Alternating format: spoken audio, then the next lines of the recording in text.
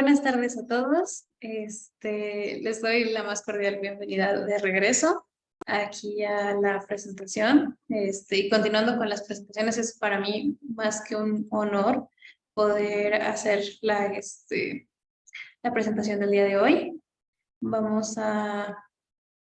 Está sumamente interesante. Sí. Y entonces el día de hoy vamos a ver la presentación de robótica y navegación autónoma, aplicaciones y desafíos. El ponente ya se encuentra aquí, es el doctor Néstor. Y vamos a hablar un poquito más de este tema.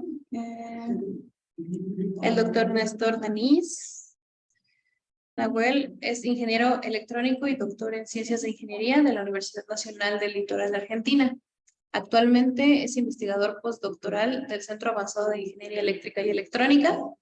En 2016 obtuvo el Premio a la Innovación en Investigación Científica en Nuevas Tecnologías, otorgado por el Ministerio de Ciencia, Tecnología e Innovación argentino. Dentro de los campos de trabajo destacan control y automatización, robótica e inteligencia computacional, y durante sus estudios se especializó en el desarrollo e implementación de sistemas embebidos para el procesamiento de señales, control automático y en técnicas basadas en optimización con aplicación en robótica y navegación autónoma. Esperando que se encuentre muy bien y le cedo la palabra, doctor. Muchísimas gracias por venir. Sin más.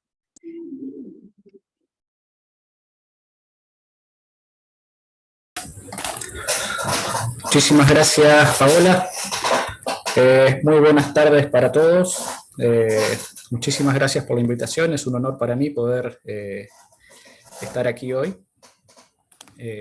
compartir con ustedes esta charla. Quedé maravillado por los lugares hermosos que se ven en la introducción. Ojalá algún día pudiera conocerlos todos. Quedé realmente maravillado por todos estos lugares que han mostrado. Bueno, sí, como bien comentaba Paola, mi nombre es Néstor Nahuel Denis, soy de Argentina y actualmente me encuentro en Chile. Soy investigador postdoctoral del Centro Avanzado de Ingeniería Eléctrica y Electrónica, AC3C. Estoy actualmente en la ciudad de Valparaíso. Es una ciudad muy, muy bonita, muy hermosa. Ojalá tengan la oportunidad de conocerla en algún momento. Y bueno, si les parece, puedo empezar con la presentación. Les anticipo, es una presentación, no entro en detalle en todos los trabajos, simplemente les voy a comentar cuáles son las ramas de investigación del centro del que formo parte actualmente, y en particular voy a hablar sobre la línea en la que estoy trabajando actualmente, que es la línea de robótica. Por favor, siéntanse libres de interrumpirme en cualquier momento, hacer cualquier pregunta, que no se queden con ninguna duda, por favor. Siéntanse libres de hacer cualquier pregunta. Yo voy a hacer lo posible para tratar de contestarles. Bueno, voy a compartir la pantalla, ¿puede ser? Creo que estoy como Según yo sí, ya está como anfitrión. Igual intenta y si no, vamos como le podemos hacer. Perfecto.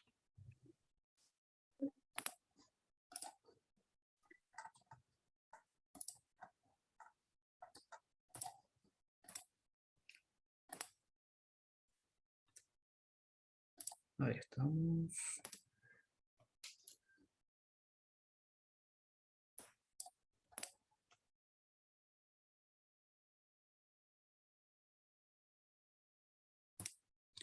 ¿Pueden ver mi pantalla? Sí, se alcanza a ver bien. Bien, perfecto. Bueno, como les comentaba anteriormente, actualmente formo parte de la C3C, aquí en Chile, en la ciudad de Valparaíso.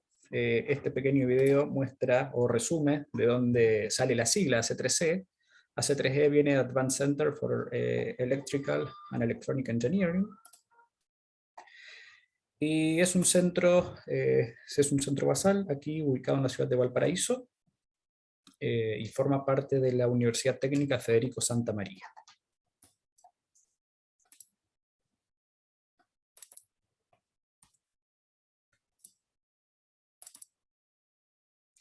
A ver cómo avanzo. Ahí está. Bien. Bueno, acá se ve una foto de todas las personas que integramos el centro actualmente. Como verán, somos bastantes, somos muchas personas. No recuerdo exactamente el número, pero entre todas estas personas habemos investigadores postdoctorales, investigadores adjuntos, investigadores asistentes. Hay muchos estudiantes también, muchos estudiantes trabajando aquí en el centro. Hay muchos estudiantes que hacen sus tesis, ya sean de pregrado, de magíster o incluso de doctorado aquí en el centro, con supervisión por supuesto, de los investigadores. Aquí también hay gente en pocas palabras, es toda la gente que formamos parte del centro.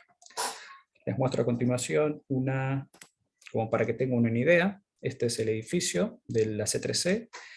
Es un edificio que tiene muy poquito tiempo, se inauguró hace apenas, menos de 2 años, se inauguró en pandemia el año pasado, no recuerdo si el año pasado o a finales del año antepasado, pero es un edificio nuevo, totalmente nuevo. Bueno, aquí no se ve, pero realmente desde esos ventanales tenemos una vista privilegiada porque se ve la costa, se ve el mar, es una vista muy, muy linda la que tenemos desde ahí. Acá podemos ver algunos de los laboratorios que forman parte de la C3C. Hay varios laboratorios, cada uno de los laboratorios está destinado a una línea de investigación en particular. Acá, como pueden ver, fíjense, de hecho estos 2 laboratorios son en los que trabajo actualmente, son los laboratorios de robótica y navegación autónoma. Acá podemos ver 2 vehículos.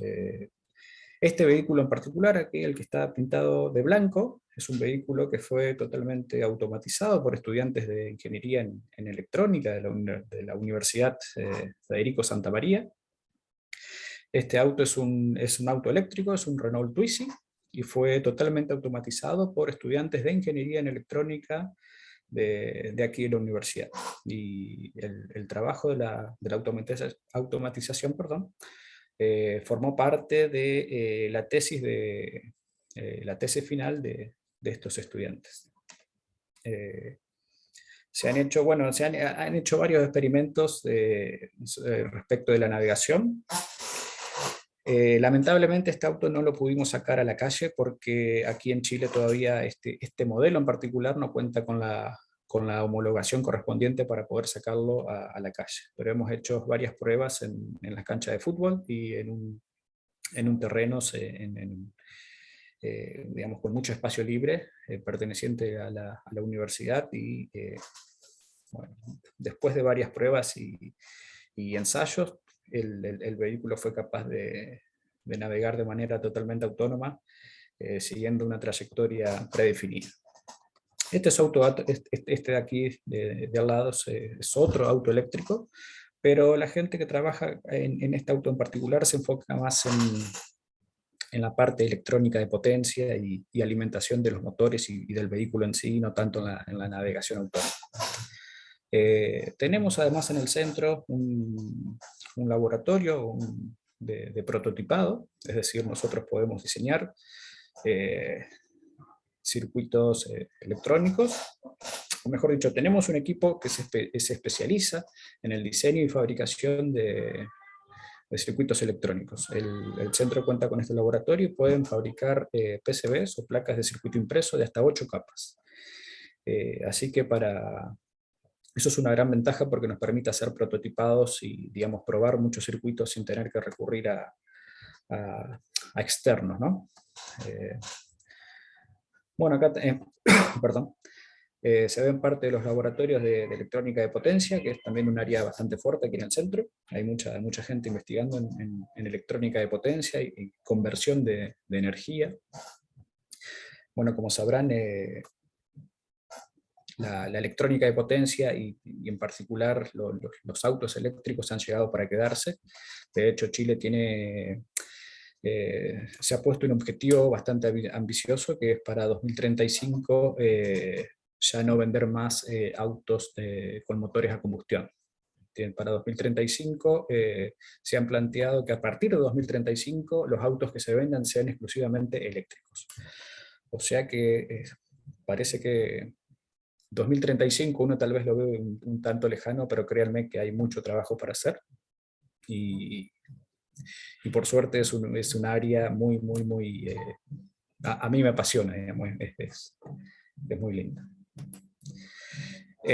Bueno, acá vemos las principales líneas de investigación del centro: energías renovables y conversión de potencia, como les comentaba recién, inteligencia artificial, sistemas biomédicos, control y automatización, sistemas eléctricos y robótica, que es la línea en la que yo estoy trabajando actualmente. En la línea robótica, bueno, somos básicamente 6 personas los investigadores de esta línea. Por supuesto no somos las únicas 6 personas, sino que son las personas más, bueno, somos los investigadores asociados a esta línea. Fernanda Wachain es el líder de la línea. Actualmente está trabajando en Escocia. Está haciendo una colaboración con una universidad de allí. Y él es quien lidera la línea desde sus comienzos. Forman parte también de esta línea los investigadores Miguel Torres Torriti, Marcos Orchar, José del Piano, Marcelo Soto y yo, Nahuel Denis. Ellos son investigadores, yo soy investigador postdoctoral. Bueno, acá un poquito esta diapositiva, a mí en realidad no me gustan las diapositivas para no aburrirlos y para que no se duerman las diapositivas con mucho texto, pero acá básicamente les quiero comentar, digamos, en qué implica hacer robótica, o digamos, o a qué nos dedicamos quienes estamos en la línea de robótica. Básicamente lo que nosotros hacemos investigación aplicada. ¿Cuál es la aplicación? La robótica. Y dentro de la robótica es un campo muy amplio. Dentro de la robótica, al menos yo estoy trabajando particularmente en lo que es navegación autónoma de vehículos, vehículos eléctricos. Eso implica un montón de cosas. Por ejemplo, después les puedo mostrar un video de un vehículo que tenemos aquí para hacer pruebas, que logramos que en la cancha de fútbol de la universidad siga el circuito de Mónaco de Fórmula 1. ¿Está bien? Tomamos las coordenadas del Google Maps, las escalamos para que entren en la cancha de fútbol, y el vehículo recorrió el circuito de Mónaco. Bueno, después les muestro el video. Pero lo que quería llegar es que lograr eso, y uno cuando ve el video final, digamos, de las pruebas exitosas, por ahí uno pierde de vista todo lo que hay detrás de eso, digamos, de todo lo que hay en cuanto a los sensores, a la lectura de sensores, porque los sensores no es instalar los sensores y que los sensores nos van a devolver una medición totalmente pura, limpia de lo que nosotros queremos. Las mediciones que tomamos de los sensores están afectadas por ruido. Imagínense, digamos, sobre todo en vehículos eléctricos, donde tenemos todo el tiempo activando, desactivando motores, digamos, los motores generan radiación electromagnética, todo eso induce ruidos. Y por más que no tuviéramos motores, digamos, ningún sistema es perfecto, o sea que el sensor, por más que no esté trabajando al ladito de un motor, digamos, la medición que nos entrega es ruidosa. Entonces, bueno, hay un montón de cuestiones que uno tiene que ir, digamos, son desafíos que uno tiene que ir resolviendo. Pero bueno, la robótica implica o involucra todo eso, digamos, la lectura de sensores ruidosos, cómo procesamos esa información, para después recién ver cómo movemos, en este caso, el vehículo, ¿está bien? O el robot en cuestión. A mí me gusta decir que el control en general, porque uno muchas veces habla de automatización y control o de robótica, y uno piensa que es mandar una señal a un actuador, una rueda, para que ésta se mueva. Pero a mí me gusta dar un ejemplo que yo creo que clarifica bastante. Si yo les pido que vayan, les marco un punto en la pared y les pido que vayan y lo toquen con la punta del dedo, ustedes sin problema van a ir y lo van a tocar. Pero si yo les tapo los ojos completa o parcialmente, ahí el panorama es mucho más complicado, es mucho más desafiante. Entonces, en robótica pasa exactamente lo mismo. Primero tenemos que saber dónde estamos. Está bien, para saber dónde estamos necesitamos tomar la información ruidosa que nos ofrecen todos los sensores, procesarla para recién saber dónde estamos, y una vez que sabemos dónde estamos, recién podemos aplicar las acciones de control. Esto lo podemos traducir en movimientos de la rueda para llevar el vehículo a donde nosotros queremos. Entonces, digamos, robótica implica, o en robótica, digamos, convergen muchas disciplinas, muchas ramas de la ingeniería, y créanme que no es solo, digamos, mandar señales eléctricas a un robot o a una rueda para que algo se mueva. Digamos, hay muchísimas cosas detrás, y todavía, por suerte, hay muchísimos desafíos por resolver. Bueno, aquí les voy a comentar algunos de los trabajos que se han hecho recientemente en nuestra línea de investigación. Este trabajo estuvo y sigue estando liderado por los investigadores José del Piano y Marcelo Soto. Ellos trabajan principalmente en lo que es monitoreo. En este caso, fíjense, este trabajo es en conjunto con la Universidad de Española. Ellos hacen monitoreos en este caso, las vías del tren a través de señales acústicas y lumínicas. ¿Está bien? Fíjense, digamos, son increíbles las cosas que hace esta gente. Yo, digamos, de hecho, nunca se me había ocurrido, no sabía que a través de las perturbaciones introducidas, por ejemplo, en este caso, en una fibra óptica, uno puede llegar a inferir un montón, puede llegar a estimar e inferir un montón de información y como en este caso, en el caso particular de las vías del tren, midiendo la vibración que se produce en las vías del tren, uno puede inferir, digamos, el estado de funcionamiento del tren, digamos, si va marchando, digamos, como se espera, como corresponde, o si tiene algún problema, o, digamos, y otras cosas más. Que no tengo los detalles ahora, pero uno podría llegar, accidentes como este, si uno cuenta con esa información, se podrían llegar a prevenir. Por ejemplo, activando un sistema de frenado del vehículo, al menos un sistema de alerta para, digamos, avisar que se baje la velocidad o que se pare completamente el vehículo. Pero hay muchísima información que se puede inferir a través, en este caso, de capturar las vibraciones que se producen sobre la vía. Por supuesto, una vez que captura esa información, después también tiene que saber cómo procesarla. Digamos, uno tiene la información y después se pregunta, bueno, ¿qué hago con toda esta información que tengo acá? Bueno, esta gente no solo ha logrado captar las vibraciones de la vía con estos sensores, con estos sensores atípicos, como son fibras ópticas, o mediante, bueno, es más común las señales sonoras, pero con fibras ópticas logran captar las vibraciones de las vías para luego después inferir los estados de funcionamiento bueno, por supuesto, de los trenes que circulan sobre esa vía. Bueno, aquí está esta otra rama de investigación dentro de la línea de robótica, que está liderada por el investigador Marcos Orchard. Ellos se dedican principalmente al diagnóstico de fallas y pronóstico de fallas. Esto también es súper interesante lo que se puede hacer acá. Seguramente todos han escuchado sobre mantenimiento preventivo, mantenimiento correctivo, cuando la falla ya se dio. Aquí lo que hacen es, mediante modelos matemáticos, en este caso actualmente están trabajando sobre el modelado matemático de las baterías de ion litio.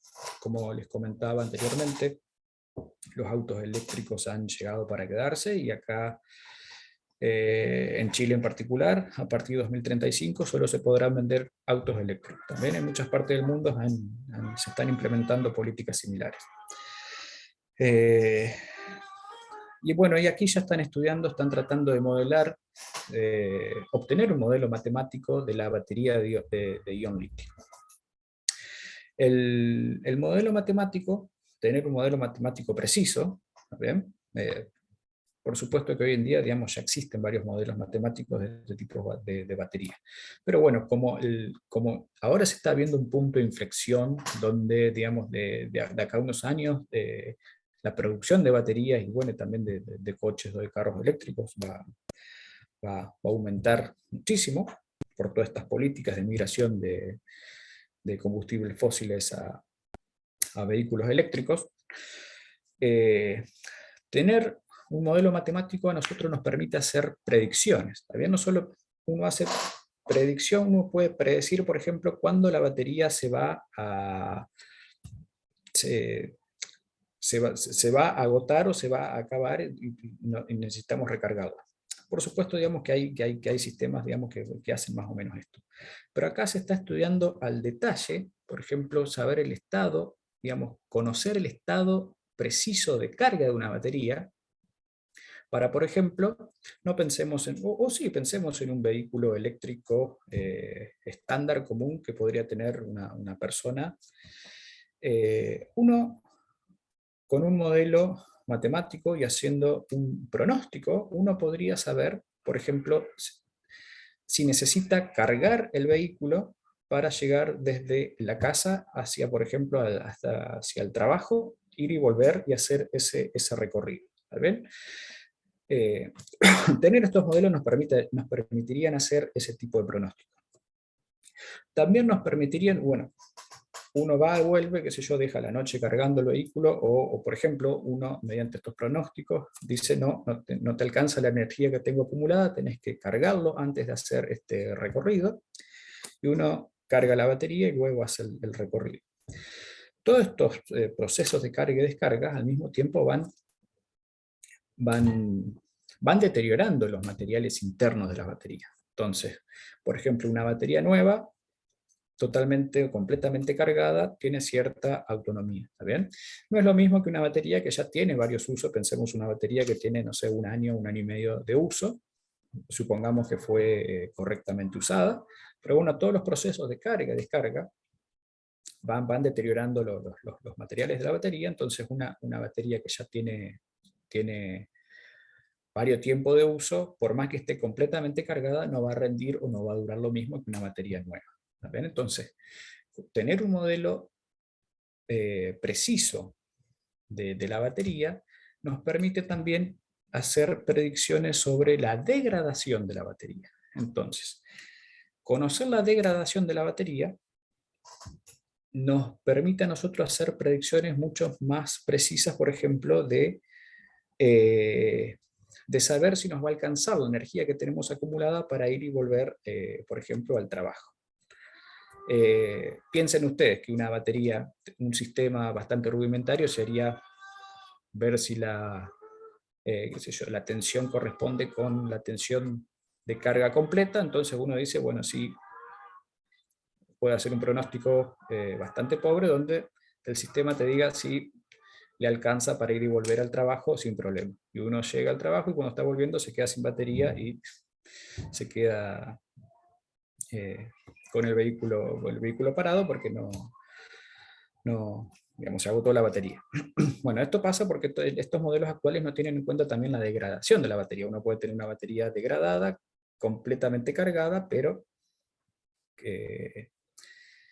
un sistema rudimentario no va a ser capaz de predecir o tener en cuenta esos procesos de degradación pasados y, digamos, presentes a medida que lo vamos usando para hacer pronósticos de autonomía o incluso de fallas, como dice aquí en el título. Uno, digamos, teniendo el modelo de la degradación, uno puede saber exactamente cuándo tiene que ir a reemplazar esa batería. Eso es súper importante, digamos, uno lo dice así, tal vez pase desapercibido, pero es súper importante porque una batería degradada, que no es reemplazada, una batería en mal estado que no es reemplazada, lo menor que puede pasar es que se agote antes, digamos, se agote mientras nosotros estamos, por ejemplo, conduciendo el vehículo. Pero una batería, imagínense los niveles de potencia que manejan esta batería, que, digamos, mueven un auto con nosotros arriba, varias personas arriba, digamos, y hacen, van por donde, en el caso de la conducción manual, por donde nosotros les indicamos. Pero una batería en esas condiciones puede explotar o se puede prender fuego. O sea que es súper, digamos, súper peligroso estar usando una batería que debería haber sido reemplazada. O sea que poder predecir con precisión cuándo reemplazar una batería es súper importante desde el punto de vista de la autonomía y desde el punto de vista de la seguridad. Bueno, en particular yo no estoy trabajando con esta gente, pero estoy haciendo una pequeña colaboración y bueno, acá en estos esquemas, digamos, se ve, o tal vez no se alcanza a ver con precisión, digamos, qué realmente es lo que hacen, pero básicamente lo que ellos están tratando de hacer es primero obtener modelos precisos, más precisos de los que hay actualmente, para después hacer todo este tipo de predicciones de reemplazo a la batería, o en el caso de saber con anticipación si la carga que tiene la batería me va a alcanzar para hacer el recorrido que yo necesito o no. Es un tema súper desafiante, súper complejo, porque uno dice, bueno, tengo tal carga, yo quiero ir y volver también. Pero imagínense que no es lo mismo ir y volver en un terreno plano que ir y volver a un lugar, por ejemplo, como es acá en Valparaíso, donde la topografía, digamos, Valparaíso está, Valparaíso está ubicado entre los cerros, digamos. Uno va caminando, va en auto y por ahí se encuentra con una subida que capaz no sé, en 2 cuadras sube 40, 50 metros, digamos, las pendientes son terribles. Me costó muchísimo adaptarme a subir estos cerros con pendientes tan altas, pero imagínense, por supuesto, que esto en la autonomía de un vehículo influye un montón. Entonces, digamos, hay un montón de cosas a tener en cuenta para poder hacer una predicción con precisión. Y bueno, para eso se necesitan primero tener modelos que incluyan que permitan incluir toda esta información, y después, por supuesto, hay que validar los modelos. De hecho, mi participación en este proyecto tiene que ver con la validación de esos modelos que está desarrollando esta gente, que es hacer pruebas en campo, donde la idea es, mediante un vehículo eléctrico, tomar mediciones de la tensión y corriente para después hacer ajuste, digamos, tensión y corriente. ¿Para qué? Porque lo que nos interesa es medir los procesos de carga y descarga del vehículo. Bueno, la carga, como se podrán imaginar, la carga en el vehículo está quieto, está en un solo lugar y tiene el sistema de alimentación conectado a la red. Pero los sistemas de descarga, digamos, los procesos de descarga, perdón, pueden ser realmente muy variados. El vehículo, la batería, perdón, se descarga a medida que el vehículo va recorriendo diferentes trayectorias, y esas trayectorias son totalmente, digamos, pueden llegar a ser totalmente distintas, diversas. Digamos, uno puede manejar, pensemos primero en un terreno plano, ni siquiera nos vayamos al cerro o terrenos más complicados. No es lo mismo manejar sobre el asfalto, no es lo mismo manejar sobre el pasto, no es lo mismo manejar sobre la tierra. Hay un montón de coeficientes que aparecen en la interacción, digamos, neumático-suelo, digamos, todo eso va teniendo impacto sobre la autonomía del vehículo. Y si además a eso le sumamos terrenos con pendientes, pero el problema se vuelve realmente muy complicado y desafiante. Por eso primero es necesario tener modelos matemáticos, y después hay que salir a recorrer y recorrer y recorrer y tomar mediciones, para después con esas mediciones volver al modelo y hacer reajustes. Y después de que se hacen los reajustes, volver a hacer las pruebas de campo. Y, digamos, es un proceso iterativo donde mediante los datos que vamos recopilando se van ajustando el modelo, después el modelo se vuelve a validar, se toman más datos, se reajusta, hasta que se termina, se converge a un modelo con la precisión que uno busca, la precisión deseada. También, por supuesto, uno busca tener la mayor precisión posible, pero bueno, uno no puede salir a hacer 1.000.000 de pruebas, digamos. Uno tiene que fijar de antemano cuál cuál es la mínima precisión requerida para hacer lo que a uno le interesa hacer, ¿no? Bien, aquí esto también es bueno, ahí de hecho aparezco yo, esto está un poquito más cercano a mis temas actuales de investigación. Acá, como podrán ver, SLAM más AI. AI seguramente conocen qué significa, es inteligencia artificial. No, ahí porque son las siglas en inglés. Y SLAM, para quien no conozca, son las siglas de Simultaneous Localization and Mapping. ¿Qué significa esto? Simultaneous Localization and Mapping consta de, a medida que nos vamos navegando, de manera autónoma, por supuesto, por supuesto no tiene por qué ser, bueno, no importa. A medida que el vehículo va siguiendo, va recorriendo una determinada trayectoria, posiblemente de manera autónoma, los algoritmos de SLAM lo que hacen es estimar la posición del vehículo. Como les decía al principio, uno cuando hace control o hace navegación autónoma, primero tiene que saber dónde está, porque si uno no sabe dónde está, no puede saber para dónde ir. Digamos, si uno se tapa los ojos, ya no. Imagínense que un escenario donde un vehículo autónomo no tiene señal de GPS. ¿Está bien? Si nosotros no tenemos señal de GPS, no podemos saber en qué parte, en qué posición del planeta nosotros estamos. Entonces, en ese caso, no sabríamos, no sabemos dónde estamos, entonces no sabemos qué velocidades aplicarles a la rueda para ir a donde queremos ir. No tener señal de GPS es un problema mucho más común de lo que podría parecer. Por eso necesitamos recurrir a otras técnicas de navegación como SLAM. SLAM lo que hace es, a través de imágenes, va reconstruyendo el entorno, ¿va bien? Y va construyendo mapas. Va construyendo mapas de su entorno y usa luego esos mapas para conocer la posición dentro del entorno, y una vez que conoce su posición dentro del entorno, recién ahí puede implementar los algoritmos de control o navegación. Estos mapas se construyen a medida que el vehículo va andando. Entonces uno a veces parte con un mapa inicial porque ya hizo un mapeo previo. Muchas veces lo que se hace es, sobre todo cuando el vehículo va a hacer trayectos, va a hacer el mismo trayecto, el mismo recorrido, uno dirige de manera manual el vehículo y va mapeando la zona. Entonces uno parte con un mapa inicial. Entonces en ese caso el vehículo, a partir de ese mapa, puede estimar su posición, y una vez que estima su posición puede aplicar los controles necesarios para ir a donde tiene que ir. También al mismo tiempo que se va moviendo va mapeando nuevamente, porque muchos ambientes pueden ser dinámicos, ¿está bien? Si yo me muevo dentro de una sala, dentro de una habitación con 4 paredes, las paredes no se van a mover, pero dentro de esa habitación pueden aparecer una silla, puede aparecer una persona, puede aparecer un mueble que cambia de lugar. Entonces el vehículo tiene que mapear constantemente a medida que se va moviendo, digamos, para detectar todos estos obstáculos o variables dinámicas que surgen en la navegación. Bueno, acá tenemos más. Bueno, este vehículo en particular forma parte del laboratorio, es uno de los instrumentos que tenemos para hacer pruebas.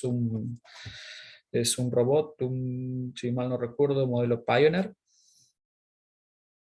que, digamos, permite, digamos, una plataforma de prueba para probar nuestros algoritmos de navegación. Siguiendo con la navegación, acá vemos otro vehículo.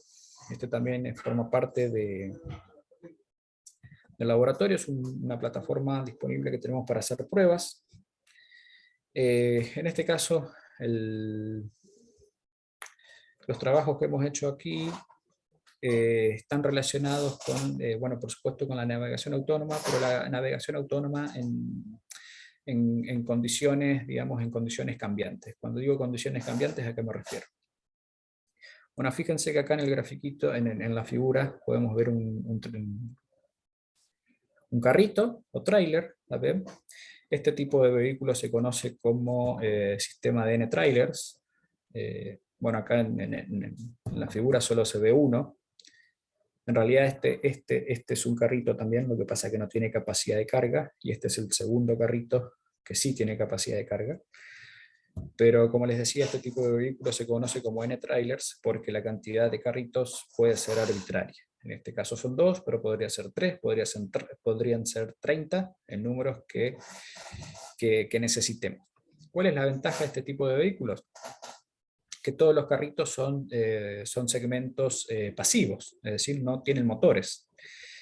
El único elemento pasivo, el único elemento activo de toda esta cadena es el tractor. ¿Está bien? Que es el vehículo que acá vemos de amarillo. Ese en particular es un Husky de ClearPath. Y el tractor va cinchando todos los carritos.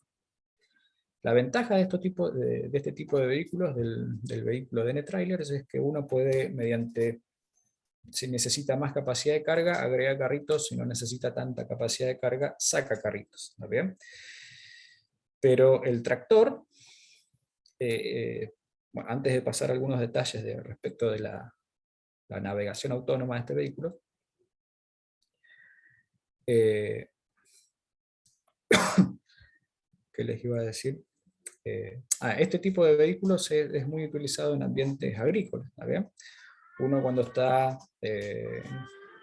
pensemos en algún fruto o algo que está en época de cosecha, ¿está bien?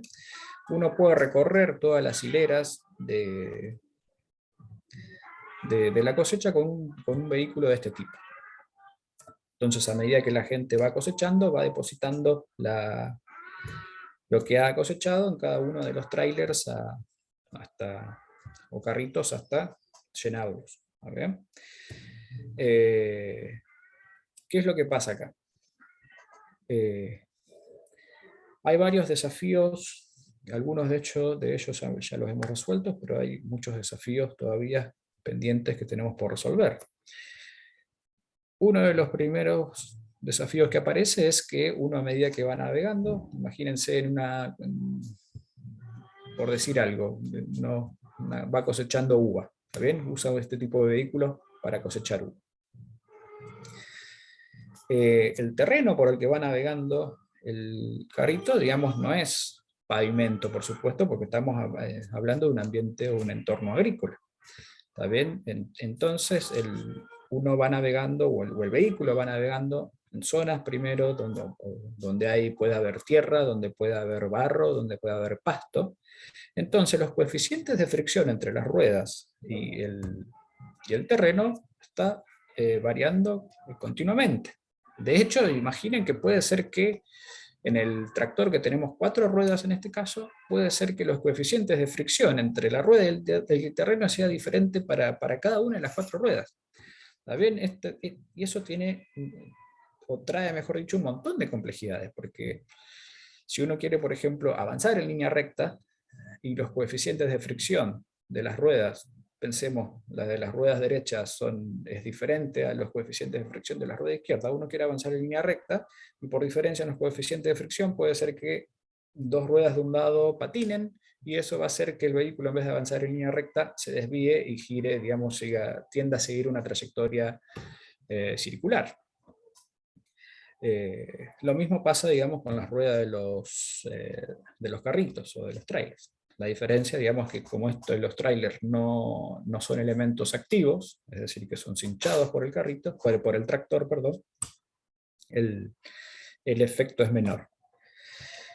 Otro de los problemas que aparece es que siempre, digamos, teniendo en cuenta o en mente un entorno agrícola, los carritos se van llenando o vaciando, digamos, en definitiva, lo que quiero llegar es que la masa del vehículo va cambiando constantemente. Entonces, no es lo mismo cinchar los carritos cuando están vacíos que los carritos cuando están a medio llenar, que los carritos cuando están completamente llenos. ¿Okay? Entonces aparecen un montón de desafíos a la hora de implementar sistemas de navegación para este tipo de vehículos. los desafíos no son menores, pues, digamos, porque imagínense, como les comentaba recién, que el tractor, en lugar de seguir una trayectoria recta, sí tiende a seguir una trayectoria circular por variaciones en los coeficientes del terreno.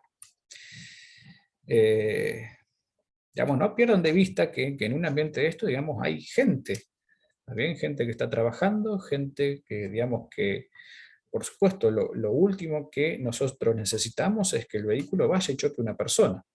Entonces, todas estas cuestiones hay que tenerlas en cuenta a la hora de diseñar un controlador y ver, por ejemplo, cómo resolvemos estos desafíos, digamos, qué pasa cuando las ruedas tienen diferentes coeficientes, o no la rueda, sino la interacción rueda-terreno. ¿Qué pasa cuando los coeficientes entre la rueda y el terreno es diferente a medida que el vehículo avanza, o es diferente en el mismo instante para cada una de las ruedas? Y bueno, todo eso hay que tenerlo en cuenta y ver cómo lo resolvemos. Digamos, parecen problemas menores, pero no lo son, digamos, porque no tener en cuenta todos estos aspectos puede, digamos, desencadenar un accidente cuando uno va y pone en terreno un vehículo de este tipo. O sea que es súper importante. Bueno, y acá lo que se ve es un trabajo que se envió, no recuerdo si a finales del año pasado, a principios de este año. Uno de los estudiantes doctorales que estaba trabajando aquí en el laboratorio, que bueno, justamente el trabajo de él se basó en el diseño de un controlador y un estimador de perturbaciones. El estimador de perturbaciones justamente lo que hace es estimar todas estas perturbaciones que surgen a raíz de diferencias en los coeficientes de fricción, perdón, diferencias en o variaciones en la masa del vehículo. Entonces, digamos, todo esto se puede modelar, todas estas cuestiones se pueden modelar como perturbaciones. Entonces acá, este trabajo lo que se basa es o lo que implementan es un estimador de la perturbación, y una vez que estiman la perturbación, recién ahí calculan las velocidades del tractor. Por ejemplo, si uno estima que los coeficientes de fricción son diferentes para las ruedas del lado izquierdo que del lado derecho, digamos, uno puede llegar a predecir que las ruedas del lado izquierdo pueden llegar a patinar. Entonces uno, con esa información a priori, puede calcular los controles o las velocidades, digamos, para compensar esos efectos y lograr que efectivamente, a pesar de todas esas complicaciones, el tractor siga una línea recta en lugar de tender a irse para alguno de los costados digamos, supongamos que por alguna rueda que patine. Bueno, es un trabajo bastante interesante. Esto también fue probado en distintos terrenos y con resultados bastante satisfactorios. Vamos en asfalto, bueno, en asfalto, digamos, el agarre entre la rueda y el asfalto es muy bueno, pero lo probamos después en el césped y en la arena, y el observador de perturbaciones funciona, digamos, se desempeñó muy bien, digamos, logramos seguir la trayectoria que nos interesaba con mínimas desviaciones. ¿Alguna pregunta hasta el momento? ¿Algo que no haya quedado del todo claro? ¿Algo que quieran aportar, o lo que sea? No, por favor, no, me avisan, me interrumpen, no hay ningún tipo de problema o de inconveniente. Bueno, acá seguimos con navegación autónoma aplicada principalmente a ambientes agrícolas. Bueno, en este esquema, digamos, no se ve, no se aprecia, digamos. Este es otro esquema de control donde hemos trabajado con este mismo vehículo, es decir, con el vehículo N-Trailers, donde tenemos el tractor y varios carritos. En este esquema, no tanto de control, esto es un esquema de estimación, que lo que hace es estimar, digamos, de manera precisa cuál es el ángulo relativo entre los carritos. ¿Está bien? Esa información es súper valiosa al momento de la navegación, porque, bueno, como les decía, digamos, uno lo último que quiere es que cuando el vehículo se está moviendo de manera autónoma es que genere un accidente y, pues, digamos, potencialmente puede dañar o herir a una persona. Entonces, los terrenos, las ruedas, etcétera, digamos, imponen un montón de desafíos, pero otros desafíos vienen por el sistema mismo, digamos. Nosotros tenemos que saber dónde está el tractor y cada uno de los carritos, ¿está bien? Para poder luego aplicar acciones de control o velocidades, digamos, las acciones de control en este caso son velocidades sobre las ruedas. Como les decía al principio, uno tiene que saber dónde está para recién después poder decidir cómo me muevo para llegar a donde me interesa llegar. ¿Bien? Y en este caso del vehículo N-Trailers, piensen que N es un número entero cualquiera, puede ser 1, puede ser 2, como en este caso, puede ser 20. Y si son 20, porque la distribución del campo así lo requiere, o lo que sea, digamos, yo tengo que conocer de manera precisa cuál es la posición y la orientación de cada uno de cada uno de los carritos. Por supuesto también del tractor. Para no evitar accidentes, digamos, o no dañar a una persona, pero también para evitar autocolisiones. También puede ser que en una curva, imagínense que estoy recorriendo el terreno en una trayectoria que puede asemejarse a una U, ¿está bien? O en una curva, digamos, donde el radio de esa curva sea muy chico, es decir, una curva cerrada, puede ser que el tractor termine colisionando con alguno de los carritos. ¿Está bien? Entonces nosotros necesitamos conocer de manera precisa dónde está cada uno de los carritos. Uno podría pensar, bueno, le pongo un GPS a cada uno de los carritos. Sí, lo podría hacer, digamos, desde el punto de vista técnico sería factible, y de hecho hasta sería deseable, digamos, poner un GPS a cada uno de los carritos. Pero bueno, esa solución puede ser demasiado costosa. Entonces uno lo que suele hacer es poner un solo GPS, normalmente en el tractor, y después poner sensores más baratos en cada una de las junturas flexibles, digamos que une un carrito con otro, y medir ese ángulo. Entonces, uno conoce la posición del GPS, supongamos que estamos en una zona donde tenemos señal de GPS. Si no tenemos GPS necesitamos recurrir a otros métodos como SLAM. Pero bueno, supongamos que conocemos la posición del tractor. Entonces, midiendo los ángulos de juntura, los ángulos de las juntas que une un carrito con otro, uno puede, y mediante el modelo matemático del vehículo, uno puede terminar estimando cada una de las posiciones de los carritos. ¿Bien? Entonces, una vez que estimamos eso, sabemos dónde estamos, y una vez que sabemos dónde estamos, recién ahí podemos pensar en cómo mover al vehículo para que llegue a donde nos interesa llegar. Entonces, bueno, este es un trabajo también que hemos desarrollado aquí, donde la complejidad de la complejidad de medir el ángulo de la juntura o el ángulo relativo entre cada uno de los carritos es que nosotros en un primer setup experimental teníamos encoder incrementales.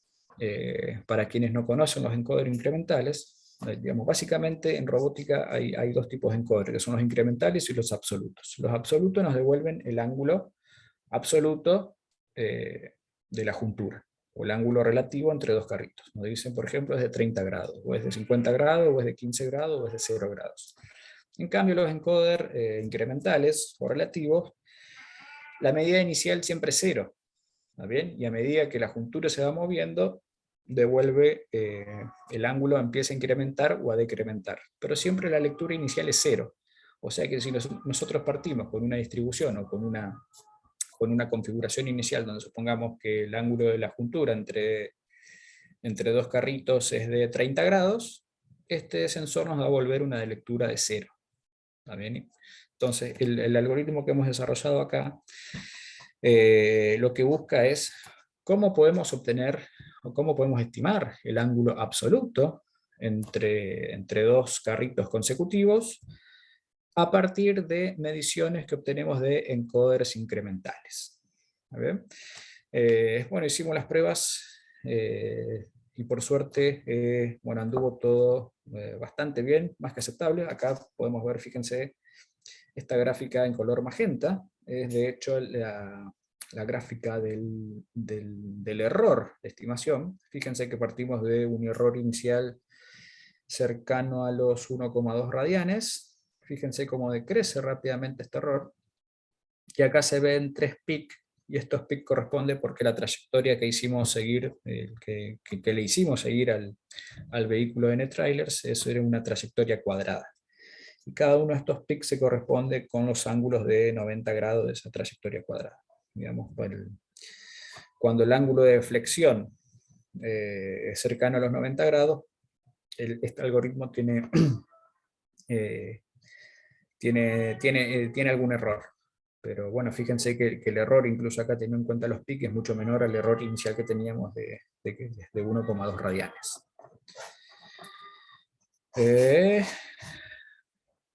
Bueno, aquí con el mismo acá se ve mucho más claro, digamos, a qué me refiero cuando hablamos de un vehículo NetTrailers, el tractor y los NetTrailers, digamos, donde N, pues de nuevo, puede ser un número arbitrario cualquiera. Aquí lo que hemos hecho es, de hecho este trabajo es previo a este otro, y aquí lo que hemos implementado son algoritmos basados en optimización para resolver los problemas de estimación y de control. Los problemas de estimación, como les decía antes, consisten en primero saber dónde estoy, dónde está cada uno de los carritos, cuál es la orientación de cada uno de los carritos, para después recién aplicar las acciones de control o las velocidades del tractor. Tengan en cuenta ustedes que en un sistema como este, como les decía, uno suele tener un solo GPS, ¿está bien? Nos encantaría tener N más un GPS, es decir, un GPS en el tractor y en cada uno de los trailers, pero esa solución puede ser, bueno, primero, digamos, es costosa desde el punto de vista económico, también puede ser poco práctica, porque piensen que este vehículo es versátil justamente porque nos permite estar ajustando la cantidad de carritos a nuestras necesidades. Es decir, si hoy tengo que salir a cosechar un árbol de manzanas y probablemente con un carrito me alcance, pero si tengo que salir a cosechar cientos o miles de árboles, bueno, voy a necesitar más de un carrito. Voy a necesitar más de un carrito o voy a tener que hacer el recorrido, no el recorrido, sino el tractor, el vehículo va a tener que estar todo el tiempo yendo y viniendo a descargar para poder seguir, digamos, depositando la fruta en el carrito. Y piensen, digamos, ¿cuál es el problema de hacer eso? Bueno, el problema de eso es que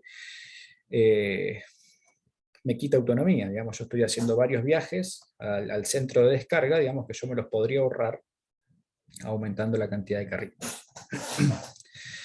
Pero bueno, si cada carrito tiene su GPS, tiene todos sus sistemas de sensores, bueno, se vuelve poco práctica primero, digamos, la conexión y desconexión de cada uno de los carritos, y además, digamos, las posibilidades de que el sistema falle, digamos, cuando es mucho más complejo, son mayores, por supuesto. Entonces, como les decía, uno suele tener un solo GPS, suele tener una sola, pensemos que podríamos tener una sola unidad inercial, una IMU. Para quienes no conocen, una IMU es un sensor inercial que consta de principalmente un acelerómetro y un giróscopo. El acelerómetro mide, como su nombre lo indica, aceleraciones, y el giróscopo velocidades angulares. ¿Ven? Y además estos sensores suelen traer incorporado un magnetómetro o compás magnético. Este sensor no es inercial, pero suele venir incorporado en la IMU, y uno por ahí se refiere a IMU como a la combinación de estos tres sensores, el giróscopo, el acelerómetro y el magnetómetro. El magnetómetro lo que mide es una brújula electrónica, digamos, lo que mide es en base a mediciones del campo magnético, puede estimar la orientación del vehículo, es decir, si está la orientación respecto del norte. Piénsenlo como una brújula común y corriente. El problema de los magnetómetros es que, de hecho nos ha pasado muchísimo, me ha pasado muchísimo, los magnetómetros hay que calibrarlos antes de usarlo, porque uno se puede comprar el magnetómetro más caro del mundo, y si no lo calibra antes de usar, ese sensor no les va a servir, créanme, para nada. ¿Ven?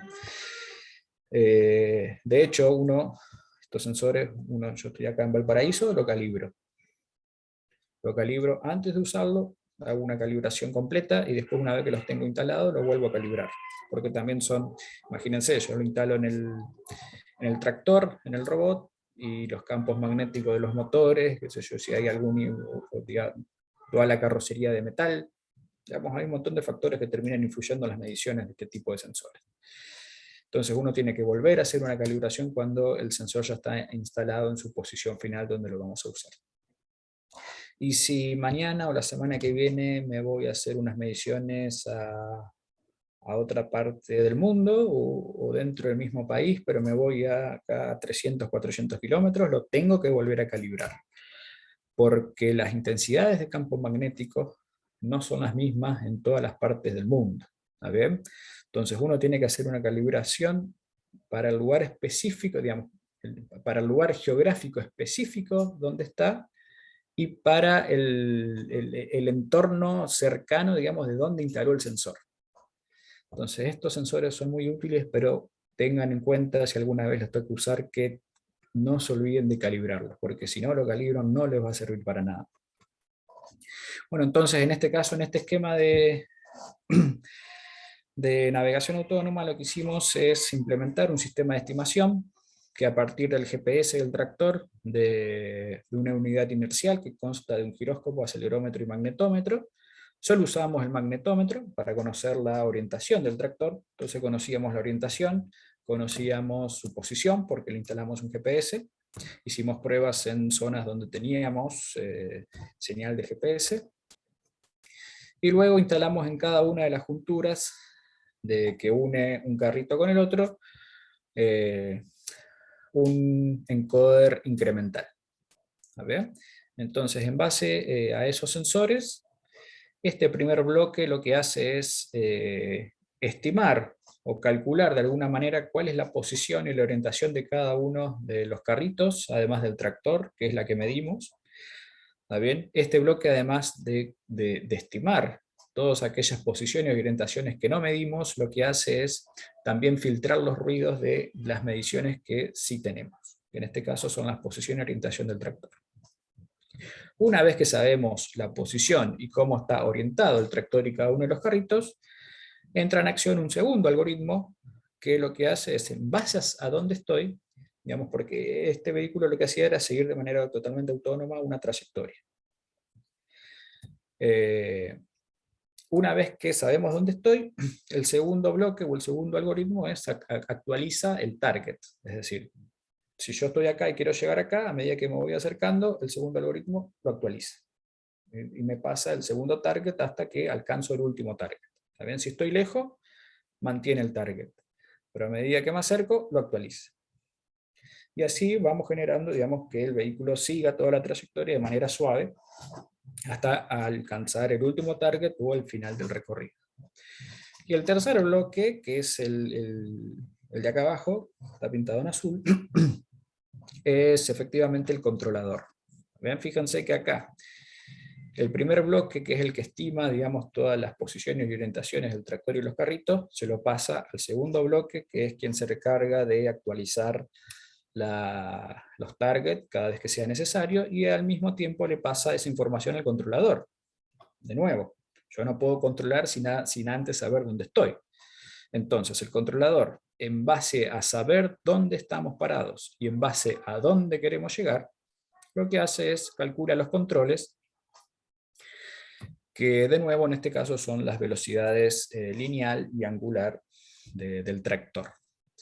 En este caso en particular no está aclarado con la figura, pero en este caso en particular lo que a nosotros nos interesa es que no sea el tractor quien siga la trayectoria con menor desviación, sino que sea el último tráiler el que siga la trayectoria deseada con menor desviación.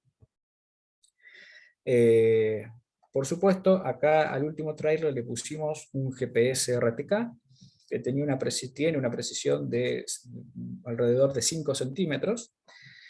Ese GPS no lo usamos en acá, en el primer bloque de estimación, para saber dónde estamos, sino que lo usamos solamente para contrastar, digamos, la posición medida con ese GPS súper preciso, que es lo que nosotros consideramos como ground truth, y saber cuál es la desviación que está cometiendo ese último carrito a lo largo de toda la trayectoria.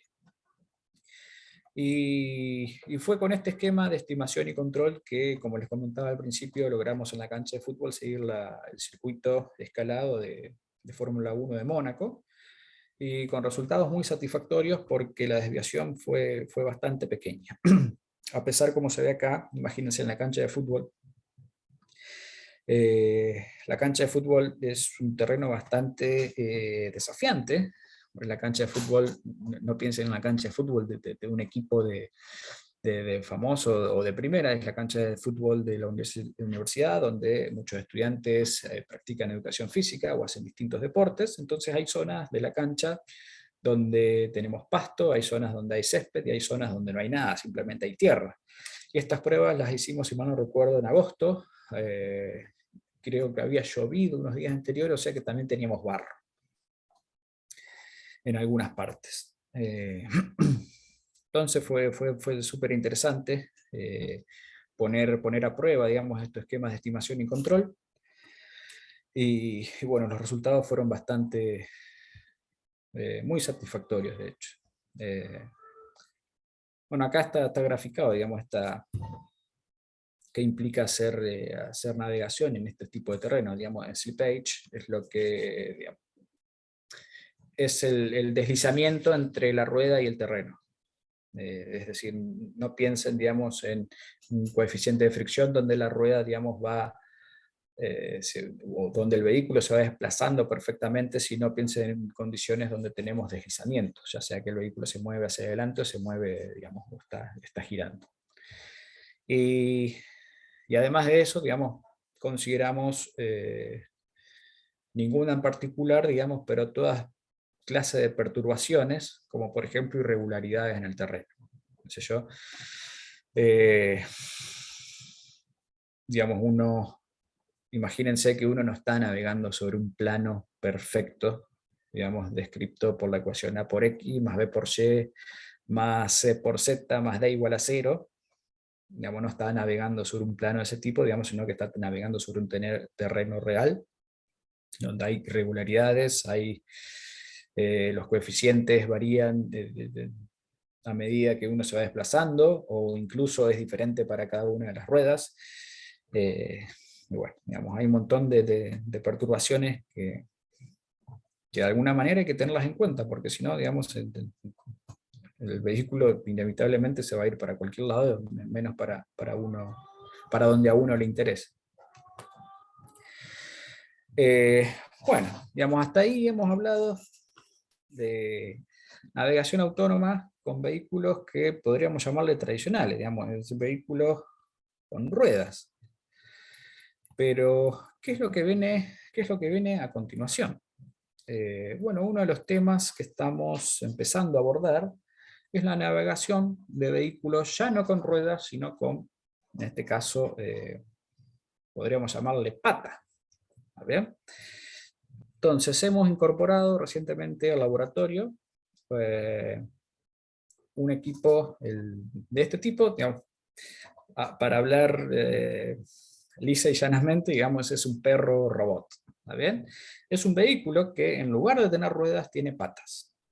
Le llamamos perro, digamos, en la comunidad se lo conoce como perro, pero digamos por la similitud que tiene, digamos, con un perro. Bien, bueno, como dice acá, hay todo un mundo por redescubrir, ¿está bien? Pero esta vez no con una rueda rodando, sino, digamos, con patas, caminando.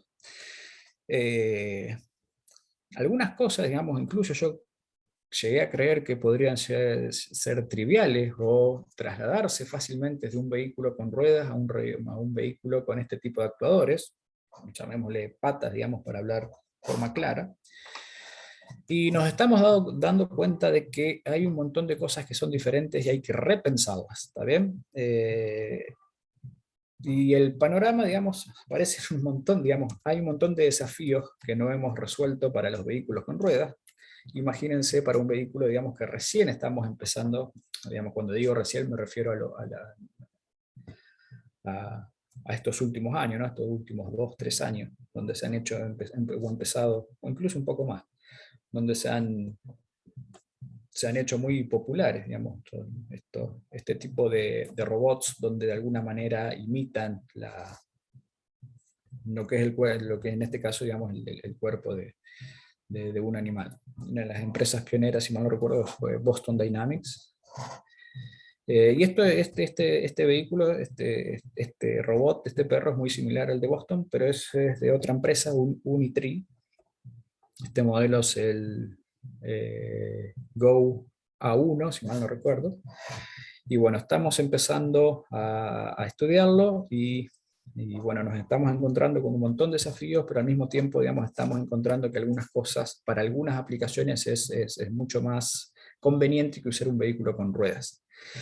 Por ejemplo, en un entorno agrícola, usar un vehículo de este tipo es mucho más eficiente desde el punto de vista del consumo de energía, por ejemplo, para recorrer terrenos irregulares como los que comentaba recién o incluso con pendientes.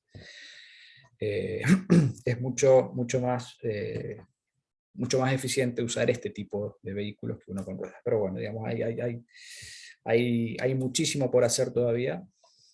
Por suerte, digamos, ya tenemos acá un modelo de este tipo como para empezar a hacer experimentos y pruebas, y yo creo que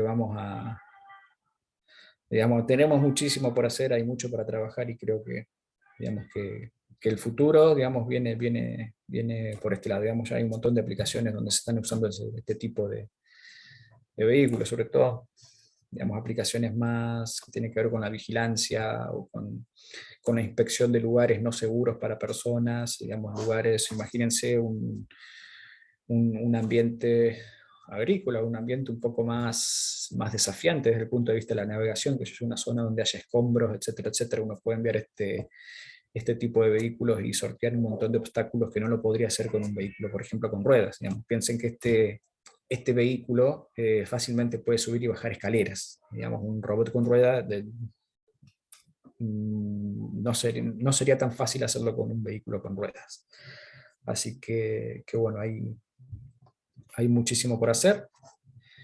Y bueno, creo que la migración de la rueda a la pata eh, se está dando y bueno, hay muchísimo todavía por descubrir y por trabajar. Bueno, acá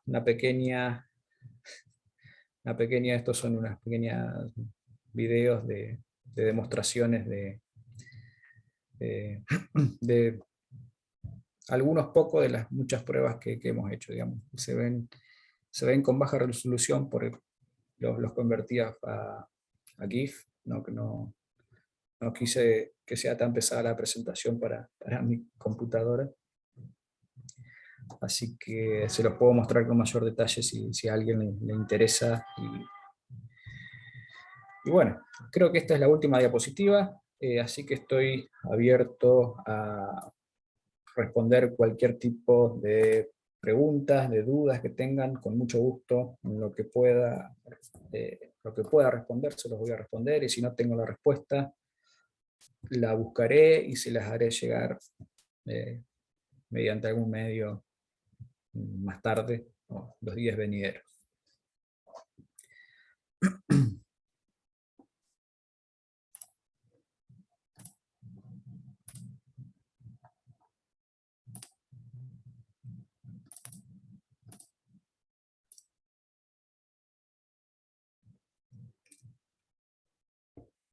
¿Alguna pregunta, alguna duda?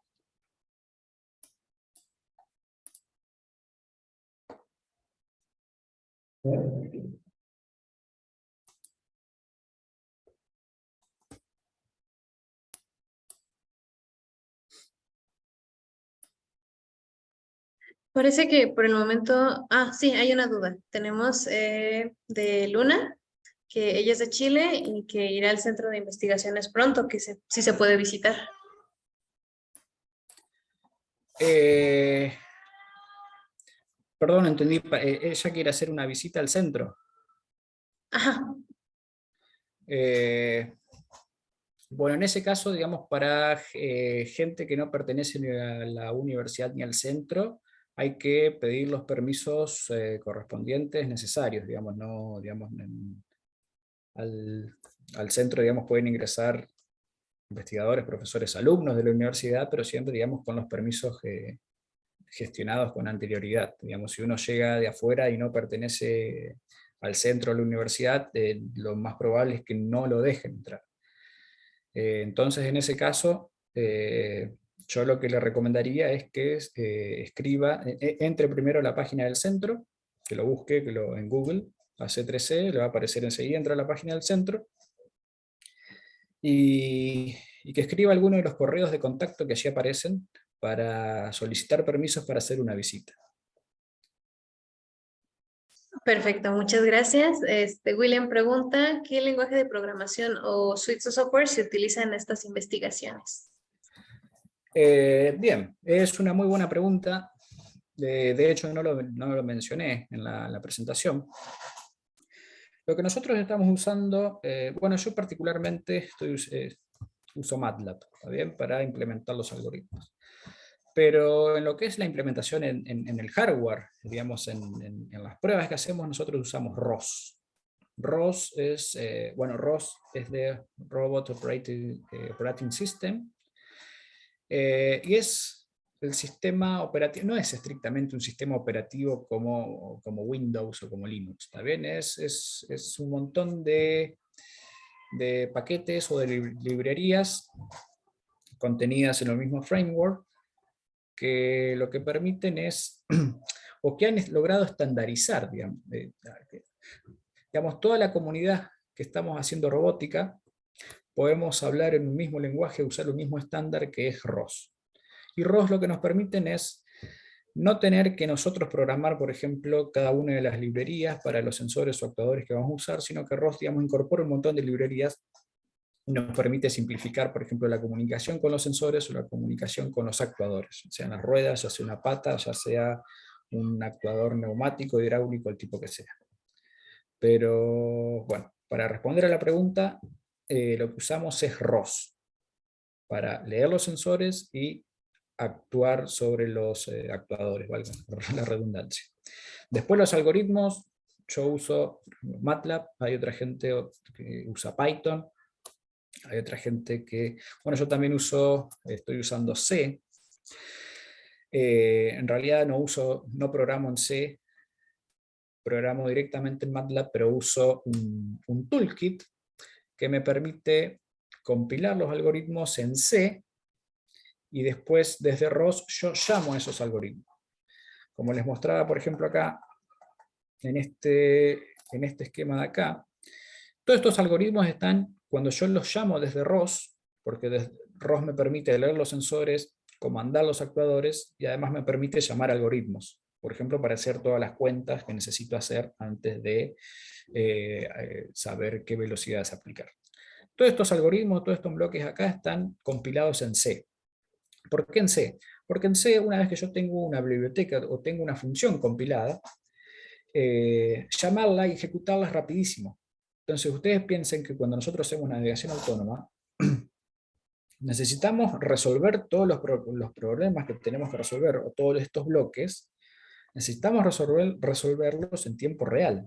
¿Está bien? Y para resolver algo en tiempo real, cuando digo tiempo real, me refiero, digamos, a resolver todo lo que tengo que resolver antes del siguiente instante de muestreo. No lo mencioné acá tampoco, pero el instante de muestreo que usamos para estas pruebas, si mal no recuerdo, son 300 milisegundos. Es un tiempo de muestreo bastante alto. De hecho, digamos, lo ideal sería hacerlo con tiempos de muestreo más chicos, pero estábamos limitados por la frecuencia de actualización del GPS. Entonces hicimos unas pruebas con 300 milisegundos y bueno, vimos que todo marchaba bien. Entonces, resolver en tiempo real significa que yo haga todas las cuentas y llame a todos mis algoritmos y los algoritmos resuelvan lo que tiene que resolver en todo eso en menos de 300 milisegundos. Si bajo el tiempo de muestreo, por ejemplo, a 10 milisegundos, resolver el problema de navegación en tiempo real implica que yo haga todo eso en menos de 10 milisegundos. ¿Está bien? Entonces, para responder, digamos, el gran framework que utilizamos es ROS, el sistema operativo de robótica, aunque no es un sistema operativo como tal. Y desde ROS llamamos después a scripts que estarán en C, como les comentaba recién, algunos otros son scripts de Python, y algunos otros son funciones en MATLAB. Pero básicamente desde ROS leemos los sensores, comandamos los actuadores y llamamos a otros algoritmos, y esos algoritmos pueden estar escritos en cualquier otro lenguaje. No sé si respondí, si era esa la pregunta, creo que sí.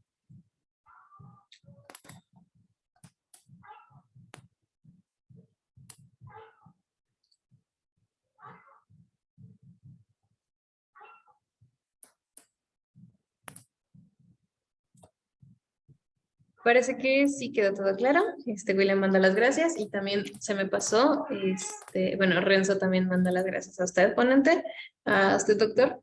Y Sebastián Cifuentes, había pasado, que dice que muy buenas acotaciones.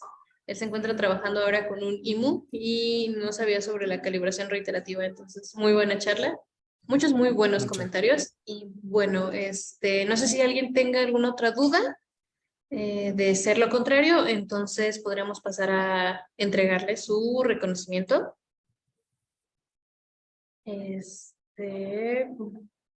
Parece que no. Entonces, no sé si me permitiría un momento la pantalla para Sí, por proyectar favor. el reconocimiento.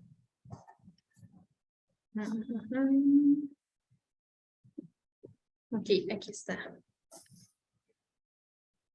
Bueno, de parte de IEEE Región 9, Latinoamérica y el Caribe, se le confiere el siguiente certificado al doctor Néstor Nahuel Denis por haber participado en calidad de expositor en el Congreso Estudiantil Latinoamericano 2022, Robótica y Navegación Autónoma, Aplicaciones y Desafíos, desarrollado en modalidad virtual el viernes 18 de noviembre del 2022. Se le hará llegar el reconocimiento y muchísimas gracias. No se vayan, por favor. Nada más, lo último que nos falta es tomar una fotografía del grupo. Así que si pueden prender sus cámaras, sería excelente. Yo también voy a prender la mía, ya para que todos salgamos felices después de la charla. Ok. Parece que no. No, aprovecho para agradecerles. Un placer para mí haber participado, haber estado acá, aunque a la distancia, pero bueno, muchas gracias, digamos, ¿no? Muchas gracias por la invitación. No, muchísimas gracias a usted por haber venido. Y de hecho, ahorita tomamos la foto y hay otra duda que parece que estuvo pendiente, que quedó. Pero entonces, déjenme tomar la captura. Sonrían los que están con la cámara encendida, los que no también, obviamente.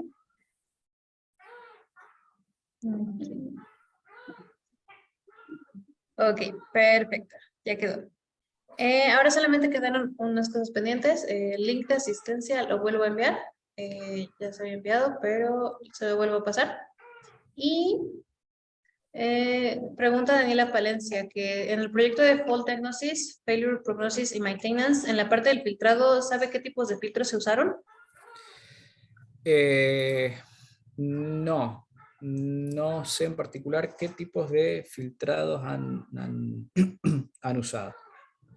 Digamos, como les comentaba, mi participación acá es y está siendo, digamos, en parte de recolección de los datos para luego validar los modelos, pero como yo no trabajé en el desarrollo de los modelos, no desconozco la parte de los filtros que han usado.